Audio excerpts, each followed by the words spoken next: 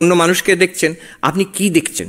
আপনি তার চৈতন্যকে দেখছেন না, আপনি তার শরীরকে দেখছেন, তার ব্যবহারকে দেখছেন, তার ভাষা শুনছেন, কিন্তু তার চৈতন্য আপনি অনুমান করছেন ওর মধ্যে চৈতন্য আছে, কিন্তু দেখতে পাচ্ছেন না, তাকে কোনো রকমভাবে ইন্দ্রিয়গ্রাহ্য নয় সেটা। অতএব চৈতন্য কখনো জড় হয় না। চৈতন্য যাকে দেখে, যাকে বিষয়কৃত করে, সেইটাই জড়। বিখ্যাত দার্শনিক অরিন্দম চক্রবর্তী তিনি খুব সুন্দর এক জায়গায় বললেন, object, what is the definition of an object? Anything that objects to my consciousness is an object.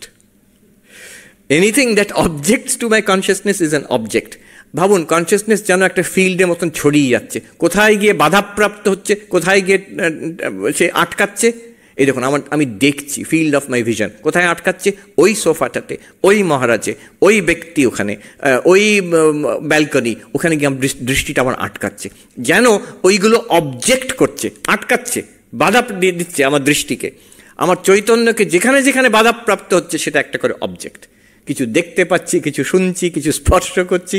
কি সুন্দরভাবে উনি বললেন, anything that objects to my consciousness is an object. এবার শরীরটা কি অবজেক্ট নয়, জড় নয়? Yes, it's an object.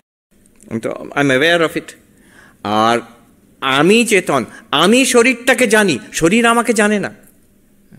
একজন ওখানে সাইকোলজিস্ট গ্রেগ গুড, নিউ ইয়র্কে, তিনি বলছেন, এই এক্সপেরিমেন্টটা করে দেখো, হাতটাকে নিজের সামনে রাখো, এবার দেখো আমি হাতটাকে জানছি না হাত আমায় জানছে। পরিষ্কার অনুভবে দেখুন, কি করে বুঝবো? অনুভবে দেখুন, আপনার অনুভব কি? হ্যাঁ, আমি হাতটাকে জানছি, আমি আছি, আমি নিজে জানছি, হাতটা আছে, আমিও জানছি, কিন্তু হাত নিজেকেও জানে না, আমাকেও জানে না। কি করে জানলেন সেটা? কোনো তার অনুভব নেই তো। আমার অনুভব কি বলছে? আমার অনুভব বলছে আমি হাতকে জানি, আমি নিজেকে জানি। হাত নিজেকে জানে না, আর হাত আমাকেও জানে না। হাত কি বলছেন? এই তো সর্বপ্রিয় আনন্দ, অনেক দিন পরে আমাকে দেখলে।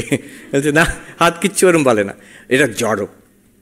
শরীরটা জড়। চেতন মনে হচ্ছে আপনার অবস্থিতির জন্য, কিন্তু শরীরটা আসলে জড়।